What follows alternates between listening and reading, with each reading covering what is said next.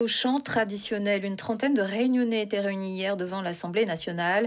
Ces enfants de la Creuse, comme on les appelle, ont accompagné la députée Karine Lebon, porteuse d'une proposition de loi historique.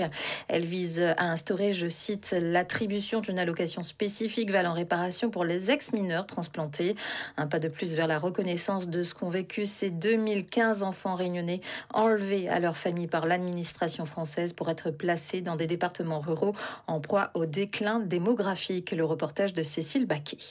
Il a vécu l'enfer dans la Creuse. Jean-Charles Cerdagne a quitté La Réunion à l'âge de 13 ans pour travailler dans une ferme où on le battait régulièrement.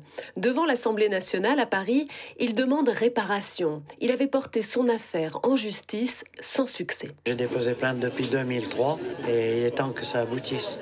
Ils sont vieillis et puis on n'est plus en très bonne santé et on voudrait l'excuse de l'État et puis le dédommagement pour toute cette vie brisée. Karine Lebon, députée de La Réunion, s'est emparée de ce dossier.